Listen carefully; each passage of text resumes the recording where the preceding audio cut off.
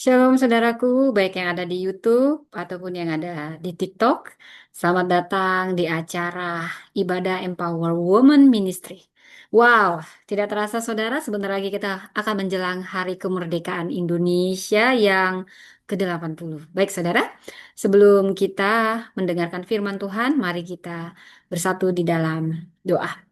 Bapa Surgawi, terima kasih untuk hari ini. Terima kasih untuk kebaikan, kasih setiamu, semua karena anugerahmu, kebaikanmu kami ada. Dan saat ini kami mau mendengarkan firmanmu, bukalah mata hati kami, pikiran kami, seperti kau membuka mata hati Lydia, supaya kami mengerti kebenaran firmanmu lebih dalam lagi. Dan terutama bukan hanya pendengar, namun menghidupi firmanmu, pelaku firmanmu. Roh Kudus, tolong hambamu yang akan memberitakan firmanmu, sembunyikan di balik kuasa salibmu, penuhi dengan karunia hikmat, karunia pengajaran, karunia pengetahuan, otoritas wibawa ilahi dan kuasamu menaungi hamba memberitakan firman hanya untuk kemuliaan namamu, hanya kebenaran firmanmu. Dan hamba berdoa setiap yang mendengar ini dimanapun Tuhan, tidak pernah firman-Mu kembali sia-sia. Yang sakit disembuhkan, yang berbeban berat mendapat kelegaan.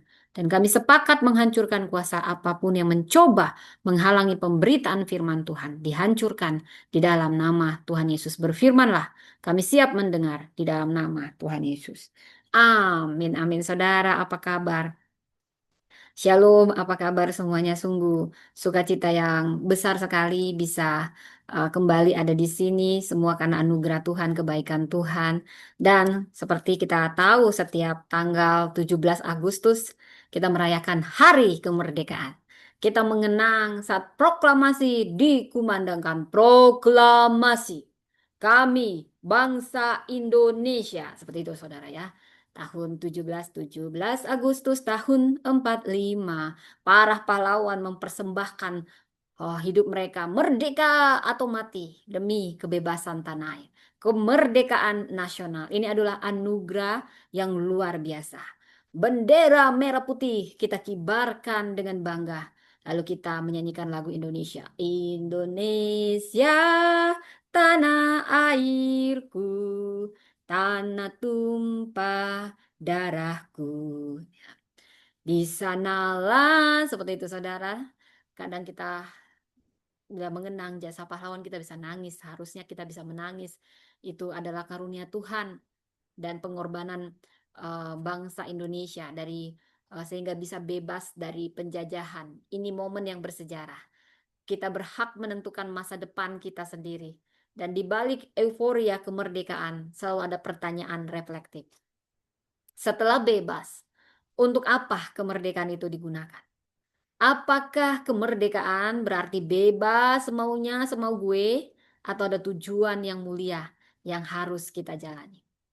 Saudara, seorang tokoh kebebasan bernama Nelson Mandela pernah berkata, merdeka bukan hanya melepaskan belenggu, tetapi hidup dengan cara menghargai dan meningkatkan kebebasan orang lain. Bukan hanya lepas dari belenggu, tapi juga menghargai, meningkatkan kebebasan orang lain. Wow, ini perkataan yang selaras dengan prinsip firman Tuhan. Seorang sekuler mengatakan ini. Kemerdekaan sejati selalu disertai tanggung jawab. Bukan yang sebebas-bebasnya. Bukan. Bukan kebebasan liar. Bukan. Tanpa arah. Bukan. Tapi melainkan kebebasan yang membawa kebaikan bagi sesama. Sebagian orang percaya, saudara, kita pun telah menerima kemerdekaan yang lebih agung. Kemerdekaan apa? Kemerdekaan dalam Kristus. Tuhan Yesus telah mengorbankan dirinya, memerdekakan kita dari belenggu dosa dan hukum Taurat.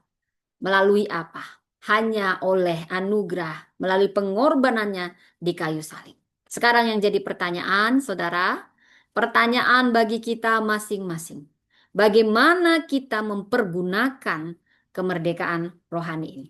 Saudara, ini yang akan kita renungkan dari Galatia 5 ayat 13 sampai 26. Mari kita baca saudara Galatia 5 ayat 13 sampai 26. Saya bacakan saudara. Saudara, kamu memang telah dipanggil untuk merdeka, namun janganlah mempergunakan ya saudara, janganlah mempergunakan kemerdekaan itu sebagai kesempatan hidup dalam dosa, melainkan layanilah seorang akan yang lain dengan kasih. Sebab seluruh hukum Taurat tercakup dalam satu firman ini. Kasihilah sesamamu manusia seperti dirimu sendiri. Namun, jikalau kamu saling menggigit dan saling menelan, awaslah supaya jangan kamu saling membinasakan. Saudara, di perikop sebelum ayat 16, hidup menurut daging atau roh. Ini sebenarnya kelanjutannya ya saudara. Maksudku, hiduplah oleh roh dan kamu tidak akan menuruti keinginan daging. Sebab keinginan daging dan keinginan roh itu berlawanan. Jadi, karena keduanya bertentangan, kamu tidak melakukan apa yang kamu kendaki. Namun, jika kamu memberi dirimu dipimpin roh, kamu tidak hidup di bawah hukum Taurat. Perbuatan daging telah nyata. Percabulan, kecemaran, hawa nafsu, penyembahan berhala, sihir, perseteruan, perselisihan, iri hati, kemarahan, kepentingan diri sendiri, percecokan, perpecahan, kedengkian, bermabuk-mabukan, pesta pora, dan sebagainya. Terhadap semuanya itu kuperingatkan kamu, seperti yang telah kulakukan dahulu, bahwa siapa saja yang melakukan hal-hal demikian tidak akan mendapat bagian dalam kerajaan Allah. Namun buah roh ialah kasih, sukacita, damai sejahtera, kesabaran, kemurahan, kebaikan, kesetiaan, kelemah lembutan, dan penguasaan diri. Tidak ada hukum yang menentang hal-hal itu. Mereka yang menjadi milik Kristus Yesus telah menyalibkan daging dengan segala hawa nafsu dan keinginannya. Jikalau kita hidup oleh roh, baiklah hidup kita juga dipimpin oleh roh. Dan janganlah kita gila hormat, janganlah kita saling menantang dan saling mendengki. Saya minum dulu, saudara. Saya suka mengeksegesis, jadi kita akan eksegesis latar belakang surat Galatia. Sebelum kita masuk ke teks ini, kita pahami dulu konteksnya. Surat Galatia siapa yang nulis? Rasul Paulus. Untuk siapa? Jemaat di Galatia. Sekarang Galatia itu apa? Turki. Itu sekarang sekitar Turki. Ini sekitar pertengahan abad pertama kasusnya ini ya, kejadiannya. Abad pertama. Wow, kita bicara sejarah abad pertama. Ya, Paulus menulis surat ini karena dia mendengar bahwa jemaat di Galatia sedang dikacaukan pengajaran sesat. Jadi jangan heran, pengajaran sesat sudah ada sejak jemaat mula-mula ya. Jadi semuanya sudah ada. Tidak ada yang baru di muka bumi ini. Jadi ada guru palsu ya, ada yang disebut kelompok Yudaisme ya. Kalau sekarang juga masih ada tuh Judaizer. Ya, ini dia mengajarkan orang Kristen yang bukan Yahudi harus menaati hukum Taurat. Karena sekarang orang Kristennya bukan hanya orang Yahudi, banyak yang non-Yahudi jadi Kristen ya. Ini harus ikuti ritualnya Yahudi supaya benar di hadapan Tuhan. Nah, ini semua ajaran-ajaran yang salah ya. Jadi sama-sama salah sebenarnya dua grup ini ya. Jadi buat pusing sebenarnya. Supaya benar di hadapan Tuhan. Jadi mereka katakan dengan kata lain, mereka mengatakan iman kepada Kristus nggak cukup. Kalau iman tanpa perbuatan nggak cukup, saudara. Tapi ini iman kepada Kristus nggak cukup kalau usahanya nggak menjalankan hukum agama Yahudi. Jadi belum selesai sampai situ. Ini untuk mencapai keselamatan. Ini yang salah, ya saudara ya. Kalau menerima Kristus saja memang nggak cukup. Harus meresponnya dengan tindakan. Betul. Tapi bukan berarti dengan patuh kepada hukum Taurat baru selamat. Tidak, ya saudara. Paulus dengan tegas menolak pandangan ini. Dalam pasal-pasal awal surat Galatia, dia menegaskan bahwa keselamatan dan pembenaran manusia ini hanya oleh iman kepada Yesus Kristus, bukan oleh perbuatan hukum Taurat. Galatia 2 ayat 16, Galatia 3 ayat 11. Jadi Kristus telah menebus kita dari hukum Taurat, dari kutuk hukum Taurat dengan mati di kayu salib. Sehingga kita dibenarkan karena anugerah. bukan karena usaha diri sendiri. Kita dibenarkan karena anugerah. Saya ulang, kita dibenarkan karena anugerah, bukan karena usaha diri sendiri. Paulus mengingatkan bahwa menerima kembali kuk perhambaan, yaitu hukum Taurat, ini berarti menyia-nyiakan anugerah Kristus. Bila kita membaca dari Galatia 5 ayat 1 berbunyi, supaya kita sungguh-sungguh merdeka. Kristus telah memerdekakan kita. Karena itu kita berdirilah teguh, jangan mau lagi dikenakan kuk perhambaan. Jadi jemaat Galatia dipanggil untuk hidup merdeka dalam Kristus, lepas dari legalisme yang mengikat. Jadi, nah, Paulus juga menyadari, saudara, ada potensi salah paham. Jadi orang Kristen tahu mereka tidak di bawah hukum Taurat lagi. Mereka sudah paham itu. Galatia 5 ayat 18. Tapi ada potensi salah paham. Mungkin mereka salah dalam mempergunakan kemerdekaan itu. Ini yang akan kita bahas tuntas. Beberapa orang berpikir jika bukan hukum yang menyelamatkan kita, berarti kita bebas berbuat apa saja. Nah, ini yang sesat, saudara. Ini yang disebut sikap kebebasan tanpa aturan. Ini bisa saya bilang kebablasan, bukan kebebasan. Licentiousness. Jadi Paulus ingin meluruskan bebas dari hukum bukan berarti bebas berbuat dosa semaunya. Nah, setelah menentang legalisme secara keras, saudara, Paulus lalu memperingatkan jemaat agar tidak juga jatuh ke sisi ekstrim yang lain. Jadi ada dua, yang ekstrim dan sama-sama salah. Bebas sebebas-bebasnya atau juga harus ikuti hukum Taurat. Nah, ini salah karena semua karena anugerah. Tapi direspon, saudara ya. Jadi bukan berarti hidup ikut keinginan dosa, dalih toh kita udah diselamatkan. Enggak, berarti di sini ada tanggung jawab ya. Galatia 5 ayat 13 sampai 26 ini akan kita bahas adalah tentang nasihat Paulus tentang bagaimana mempergunakan kemerdekaan di dalam Kristus secara benar. Di sini kita akan melihat eksposisi ayat demi ayat. Ini yang membimbing kita memahami hakikat kemerdekaan Kristen. Jadi secara khusus saya mau katakan ada 3 pesan yang akan ditekankan Paulus di sini. Pertama, langsung saja saya bulatkan saudara dihafal. Kemerdekaan adalah panggilan, bukan pembenaran diri. Ini ayat 13 sampai 15. Karena tadi, oh kan aku udah bebas. Aku mau sebebas-bebasnya. Enak aja. Itu namanya bablas ya. Kebablasan juga bukan kebebasan, saudara. Jadi kemerdekaan butuh disiplin. Disiplin rohani. Ditekankan di ayat 16 sampai 18. Dan kemerdekaan ini yang akan membuat hidup kita berbuah. Jadi ini saling kait-mengkait, saudara. Ayat 19 sampai 26. Kita akan telusuri tiap bagian dengan seksama. Berarti di sini ada penjelasan beberapa istilah kunci dalam bahasa asli. Yaitu bahasa aslinya bahasa Yunani. Serta ilustrasi praktis dan tokoh-tokoh yang relevan dengan tema kita. Kemerdekaan adalah panggilan, bukan pembenaran diri. Galatia 5 ayat 13 sampai 15.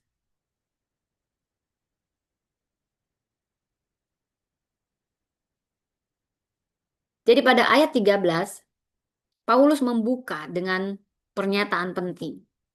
Dikatakan di ayat 13, saudara-saudara, memang kamu telah dipanggil. Jadi ini memang kita dipanggil semuanya merdeka. Merdeka, saudara ya. Tapi perhatikan, kemerdekaan kita adalah suatu panggilan dari Allah. Artinya apa? Inisiatif dan anugerah Allah lah yang membebaskan kita, bukan usaha kita. Ini semua inisiatif dan anugerah Allah. Tapi kita juga harus ambil bagian, karena anugerah juga bisa kita tolak, ya. Kita tidak merebut kemerdekaan, tetapi kita melangkah dari kemerdekaan. Kita bukan merebut kemerdekaan rohani dengan usaha kita, dengan kebaikan kita, tapi Tuhanlah yang memanggil dan memerdekakan kita. Maka, saudara, kemerdekaan bisa saya bilang karunia, karunia dan panggilan.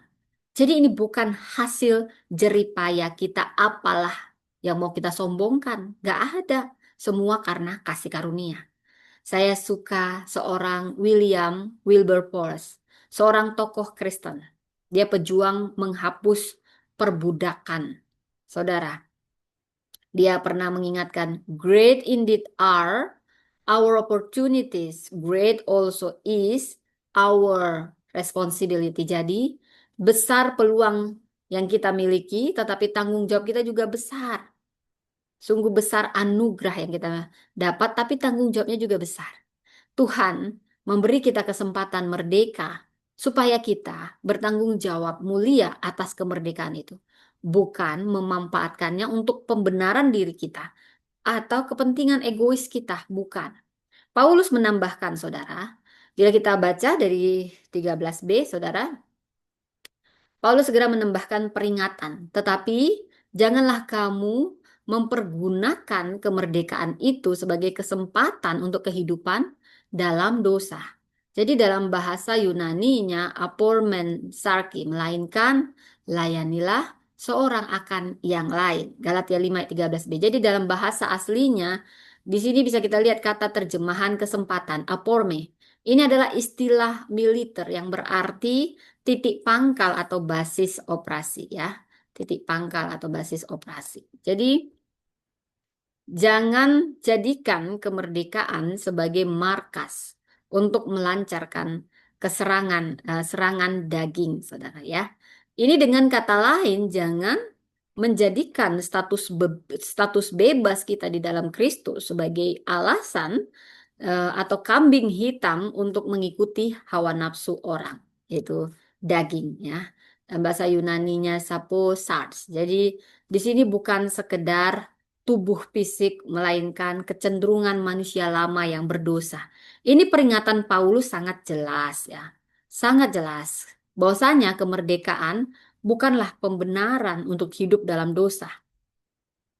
Yesus telah membayar lunas dosa kita, tetapi bukan supaya kita bebas berbuat dosa, saudara.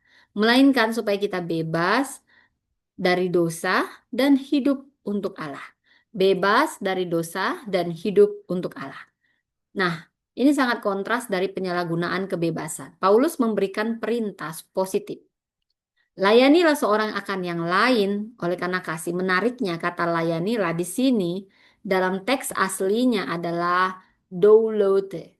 Artinya berhambalah atau jadilah hamba. Hamba Kristus bagi satu sama lain. Ini paradoks kemerdekaan Kristen.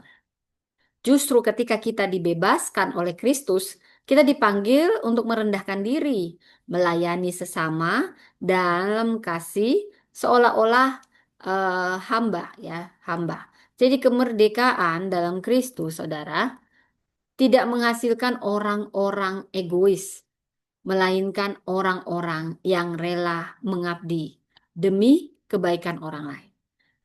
Kalau kita menggali bahasa asli kasih, ini Yunani agape. Di sini inti dari hukum Kristus. Ayat 14 menegaskan sebab seluruh hukum Taurat tercakup. Paulus mengutip hukum kasih. Imamat 19:18 yang juga diajarkan Yesus. Ironisnya saudara, orang Galatia tergoda kembali ke hukum Taurat. Diingatkan bahwa hukum Taurat mencapai puncaknya justru dalam kasih. Jadi kebalik gitu ya saudara. Dan kasih itu hanya dapat diwujudkan ketika kita hidup dalam kemerdekaan dan anugerah. Bukan dalam belenggu dosa atau legalisme.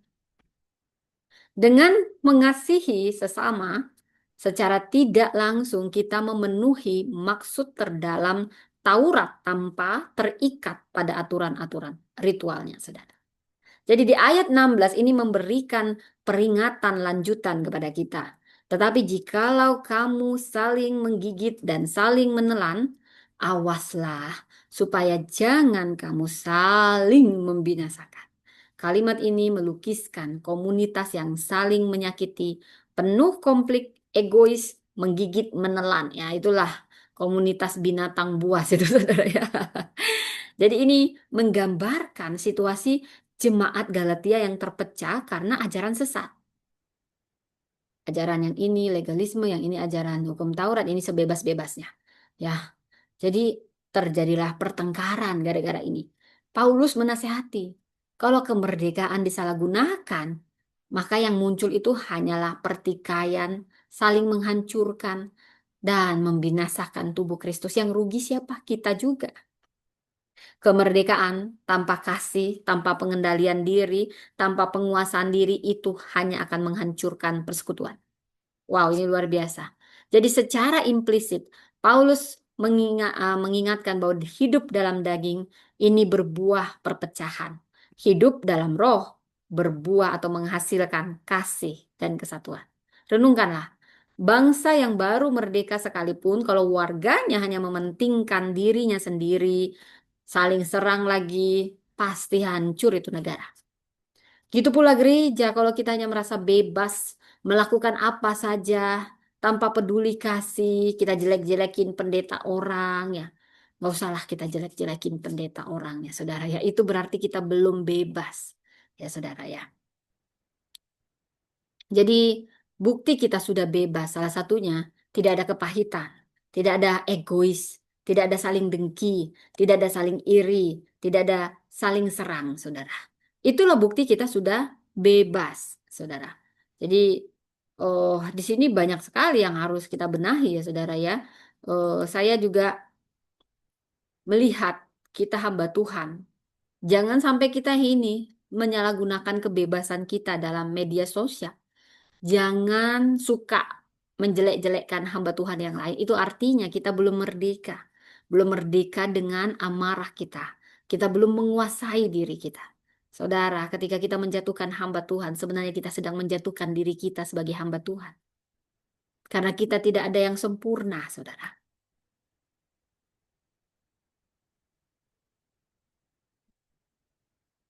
Jadi, gereja yang merasa bebas melakukan apapun, tidak peduli kasih, komunitas, kemerdekaan adalah panggilan untuk hidup dalam kasih. Kita belajar dari Mother Teresa, dia paham hal ini, saudara.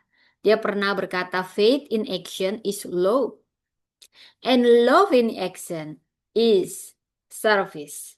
Iman diwujudkan adalah kasih, dan kasih yang diwujudkan adalah pelayanan. Wow, saudara, artinya apa, saudara?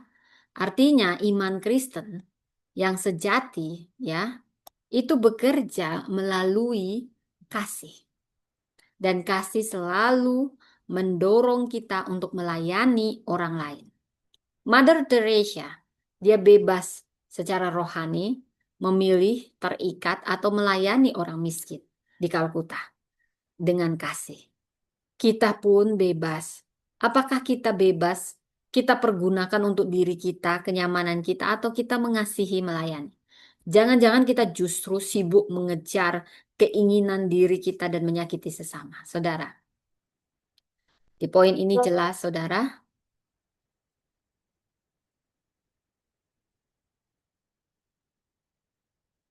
Jelas sekali, saudara, di poin ini. Kemerdekaan dalam Kristus bukan lisensi berbuat dosa atau membenarkan diri sendiri, tapi panggilan ilahi. Kita dipanggil untuk bebas dari dosa supaya mampu mengasihi. Tapi freedom bukan freedom to sin, melainkan freedom to set. Kita periksa diri kita apakah kita hidup mencerminkan panggilan mulia ini. Saya suka Wilberforce yang saya sebut tadi. Dia menggunakan kebebasannya sebagai anggota parlemen Inggris untuk berjuang menghapus perbudakan. Ini dia tidak memakai keistimewaannya untuk kepentingan dirinya. Dia bisa saja untuk kepentingan, tapi dia memilih melayani manusia yang tertindas. Ini sebenarnya kemerdekaan yang diikuti tanggung jawab, belas kasih, panggilan. Itulah contoh memaknai kemerdekaan sebagai panggilan. Dia tahu bahwa kesempatan besar dari Tuhan menuntut tanggung jawab besar. Jadi, seperti dikatakan, karunia besar menuntut tanggung jawab besar. Kesempatan besar juga menuntut tanggung jawab besar. Jadi kita harus sadar bahwa setiap kita telah dipanggil untuk merdeka, itu artinya juga panggilan untuk bertanggung jawab. Itu artinya panggilan untuk hidup melayani dalam kasih. Setuju ya saudara ya? Jadi sudah ngerti alurnya. Jadi yang kedua, kemerdekaan butuh disiplin rohani. Galatia 5 ayat 16 sampai 18. Ini pesan kedua, hidup merdeka dalam Kristus perlu disiplin rohani konsisten. Saudara, kemerdekaan bukan berarti hidup santai, ye, lisoy, lisoy, tanpa perjuangan. No, ada yang namanya peperangan rohani. Anda sadar atau tidak sadar, kita selalu setiap hari menghadapi peperangan rohani yang siap untuk memperbudak kita kembali setelah kemerdekaan. Ini dihadapi setiap kita. Ayat 16. Maksudku, hiduplah oleh roh, maka kamu tidak akan menuruti keinginan daging. Wow, saudara. Jadi kalau diterjemahkan ini berjalanlah oleh roh. Ini mengajarkan, Paulus mengajarkan kunci bertahan, mempertahankan kemerdekaan rohani. Kuncinya apa? Hidup dipimpin Roh Kudus. Artinya apa? Setiap waktu dipimpin Roh Kudus, sehingga kita tidak jatuh dalam dosa. Karena iblis seperti singa yang mengaum-ngaum. Kemerdekaan itu dinamis. Kita hidup dan berjalan di bawah tuntunan Roh. Bila kita gali bahasa Yunani, bahasa aslinya, dua kata berbeda dipakai Paulus, berjalan. Galatia 5 ayat 16 ya, yang dipakai adalah peripatete. Artinya melakukan perjalanan atau berjalan mengelilingi. Ini kiasan untuk cara hidup sehari-hari. Sedangkan di Galatia 5 ayat 25, ini penutup pasal, ini memakai kata autolimen yang berarti berbaris dalam barisan. Atau berjalan dalam satu baris sesuai aturan, saudara. Jadi gambaran kedua ini, saudara, ini seperti gambaran tentara yang berbaris rapi mengikuti komandonya. Jadi hidup oleh roh itu mengandung makna melangkah setiap hari dalam tuntunan roh. Dituntun, peripateo. Jadi menjaga diri kita tetap seirama, selaras dengan arah roh. Stoichio. Ini menuntut apa? Berarti menuntut kedisiplinan rohani, keteraturan, ketekunan untuk selalu peka, taat pada pimpinan Roh Kudus. Paulus mengimbau agar pola hidup kita senantiasa keep in step with the Spirit. Menjaga langkah kita sejalan dengan Roh Kudus. Mengapa ini penting? Ayat 17 ini menjelaskan sebab keinginan daging berlawanan dengan roh. Keinginan roh berlawanan dengan daging. Keduanya bertentangan. Karena sebenarnya kita ingin melakukan ini, tapi yang bukan itu yang kita lakukan. Sadar nggak sadar, itu peperangan rohani.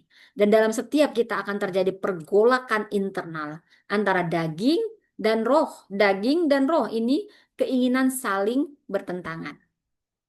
Ini dipakai untuk pertentangan antiketai. Ya, ini artinya berlawanan secara diametral, saling bermusuhan, saudara ya.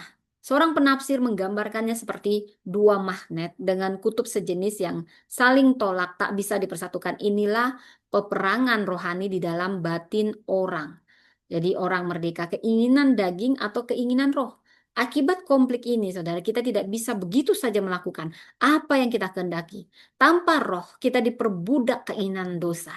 Tetapi dengan roh, kita diperintahkan untuk tidak menuruti dosa.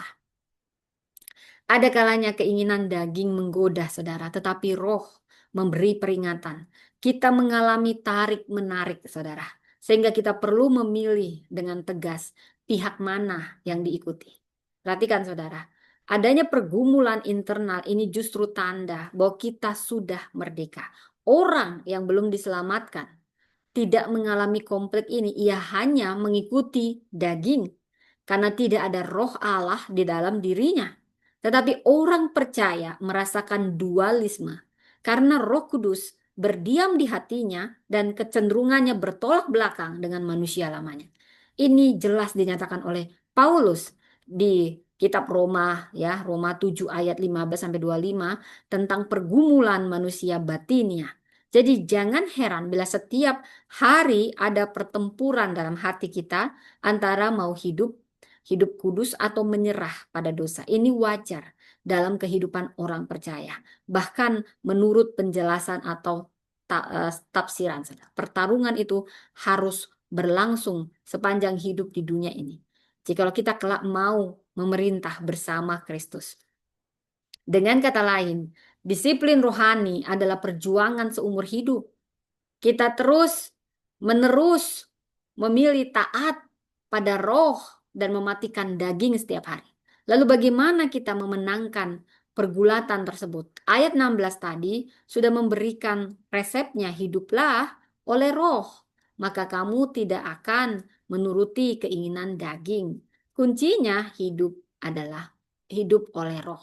Ini implisit berarti tidak hidup menurut daging. Kita tidak mampu menang sendiri melawan dosa. Hanya dengan kuasa Roh Kudus, ya, hanya dengan kuasa Roh Kudus ini kuncinya. Ya. Kita tidak akan bisa mengalahkan keinginan daging tanpa kekuatan dari Roh. Kita tidak mampu menang sendiri melawan dosa. Kita perlu Roh Kudus untuk memampukan kita. Ini kuncinya disiplin rohani. Melalui apa? Doa, baca firman, ibadah, bohong itu semua, nggak pernah baca doa, nyanyi-nyanyi, melayani, khotbah, nggak pernah dia baca firman. Entah dari mana dapat dia, saudara. Jadi, jadi melalui kuasa Roh dan hidup kita itu perlu disiplin, saudara. Nggak ngerti, ngerti, nggak ngerti, disiplin baca firman, baca firman, baca. Buat kreativitas supaya kamu suka baca, ya.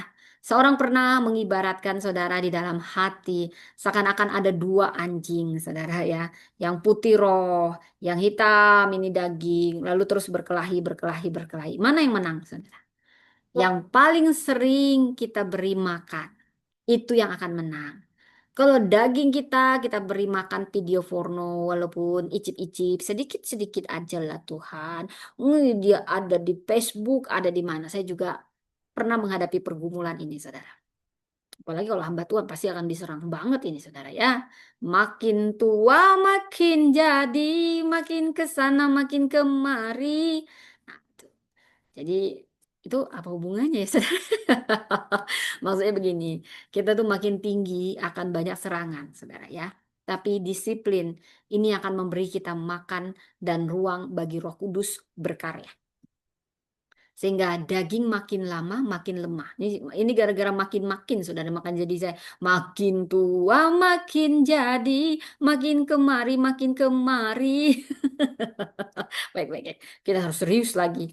Ayat 18 kemudian berkata, akan tetapi jikalau kamu memberi dirimu dipimpin roh, kamu tidak hidup di bawah hukum Taurat. Ya, jadi kalau kita telusuri bahasa Yunaninya, ini Roh Kudus ingin memandu hidup kita aktif. Bukan sekali jadi, terus dipimpin, perlu proses, perlu pimpinan terus-menerus konsisten. Makanya kata kerjanya bentuk present indicative. Karena terus ini pola hidup. Jadi orang yang dipimpin roh secara konsisten dia tidak berada di bawah hukum. Maksudnya ia tidak lagi membutuhkan aturan hukum Taurat yang eksternal untuk mengekang dosa. Sebab roh yang ada di dalam kita ini mengarahkan hidup kita. Ini selaras dengan nubuat Yeremia bahwa Tuhan akan menaruh hukumnya dalam hati umatnya, namun tidak di bawah hukum, bukan berarti tanpa hukum sama sekali, melainkan sekarang hukum Kristus menguasai hati melalui roh. Jadi disiplin rohani agar kita peka terhadap pimpinan roh. Disiplin membuat kita lembut mendengar Tuhan. Membaca firman dengan disiplin membuat pikiran kita dipenuhi kehendak roh. Kemudian disiplin juga ibadah dan persekutuan yang menguatkan kita berjalan bersama saudara iman. Tanpa disiplin kita mudah sekali mengikuti arus dunia, daging kita, sama seperti tentara. Prajurit yang baik dia berlatih disiplin baris berbaris. Sehingga saat di medan perang dia otomatis bergerak teratur sesuai komandonya. Demikian juga kita perlu melatih diri berbaris dalam roh. Ingat kata Sotecho, supaya dalam pergumulan kita cenderung taat, bukan jatuh. Jadi contohnya adalah Daniel dalam Alkitab, sekalipun hidup di tengah budaya Babel yang penuh godaan, Daniel disiplin berdoa, ya. Dia menghadap Tuhan, itu membuatnya teguh.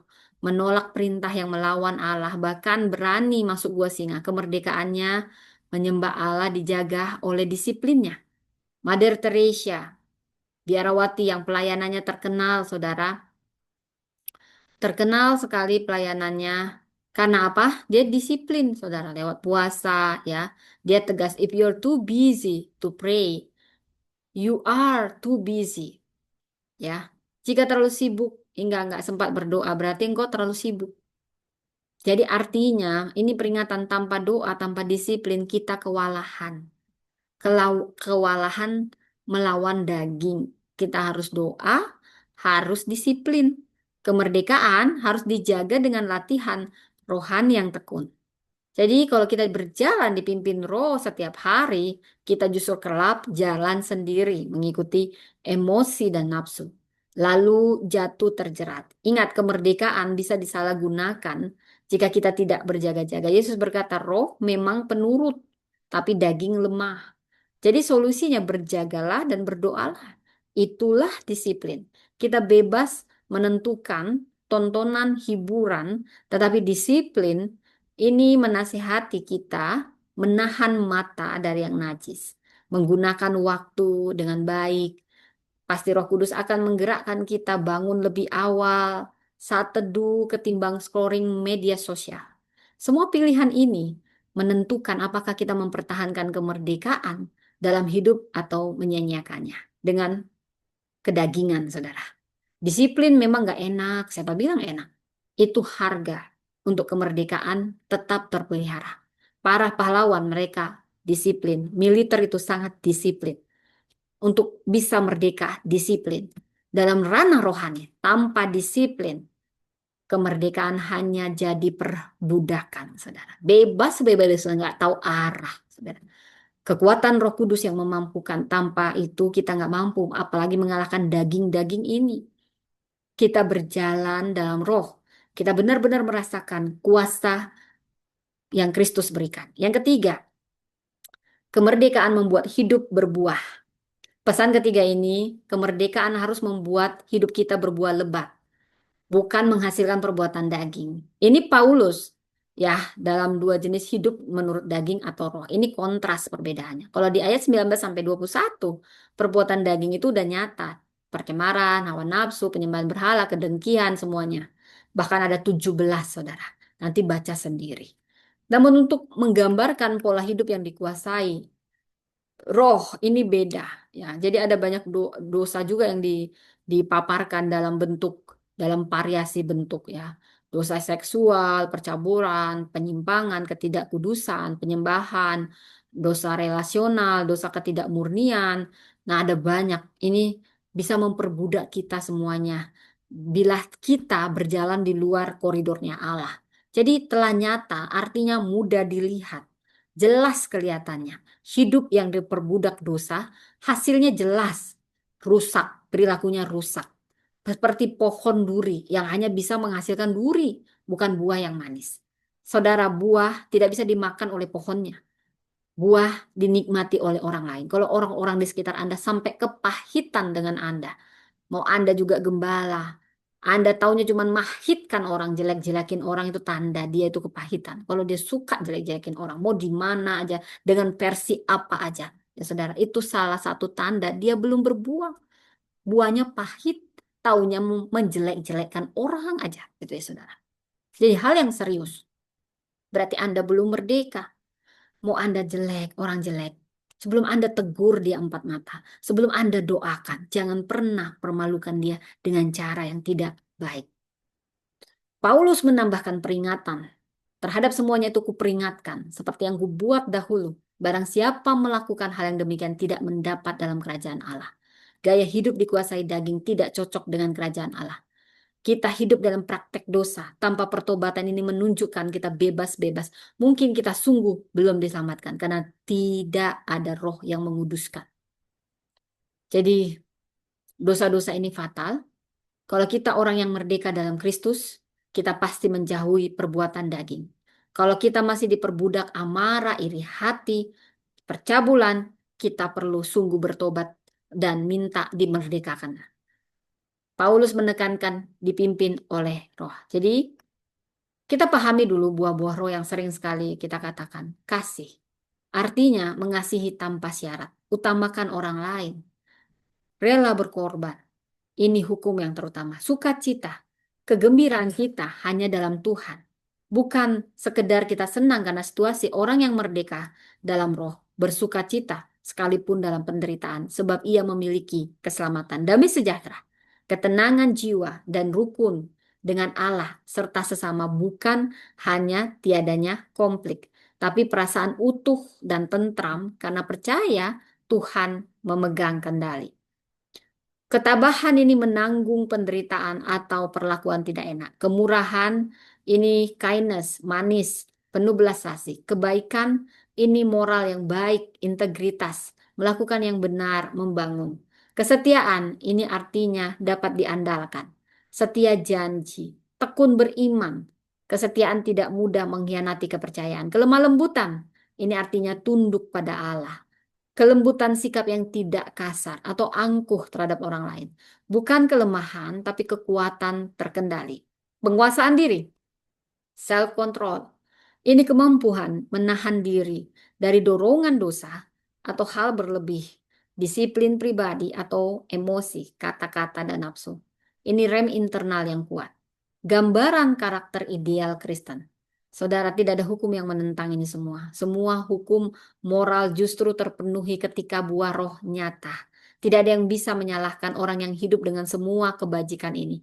Hidup oleh roh bukan standar yang lebih rendah dari hukum Taurat, justru lebih tinggi. Hukum Taurat melarang perbuatan jahat, tapi roh menghasilkan buah, menghasilkan karakter mulia, melampaui sekedar tidak hanya berbuat jahat, tapi berbuah roh, hidupnya lebih benar, hidupnya tidak sekedar ikutin aturan. Inilah kemerdekaan dalam roh, bukan kebablasan, melainkan kuasa untuk hidup suci secara alami, bukan terpaksa. Saudara bandingkan perbuatan daging dan perbuatan roh ini, saudara. Ya, jadi pada akhirnya kalau kita bahas, saudara, yang terkasih di hari kemerdekaan ini kita bersyukur kebebasan kita sebagai bangsa. Namun lebih dari situ, mari kita syukuri kemerdekaan kekal yang diberikan Kristus di kayu salib. Dia membayar mahal harga dengan darahnya. Ini tidak terbayar oleh kita untuk melepaskan kita dari belenggu dosa dan hukuman. Ini ibarat proklamasi di salib Yesus.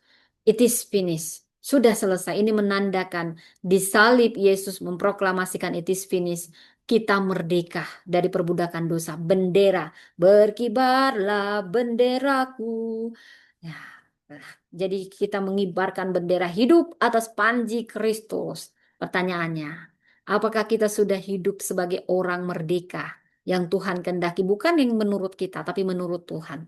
Mari kita merenung, saudara. Mari kita merenung. Apa selama ini kita memahami kemerdekaan, kebebasan melakukan yang maunya kita? Mungkin tanpa kita sadar kita berkata hidup ini suka-suka saya. Suka-suka saya. No. Kita dipanggil merdeka supaya kita mengabdi pada kasih. Menggunakan kebebasan untuk mencerminkan kasih kepada Tuhan dan sesama. Dan dipakai untuk memuaskannya. Bukan menyakiti sekitar kita. Renungkan disiplin rohani. Dan berjalanlah dalam roh. Makin sering kita berjalan dalam roh, kita tidak akan mau jatuh dalam daging. Barangkali ada di antara kita yang bergumul dengan kebiasaan dosa. Suka ngumpat, pikiran kotor, suka dengki sama orang, suka iri nanti dia lebih hebat dari saya. Lebih hebat, jangan-jangan. Batasi, batasi. Manfaatin yang bisa dimanfaatin. Wah, ini belum merdeka, saudara. Merdeka itu melayani. Gak usah iri dengki sama orang. Ya, jangan biarkan daging berkuasa lagi. Kita perlu mengambil langkah tegas menyalipkan area dosa. Godaan sering lewat media ponsel, disiplinlah, batasi penggunaan.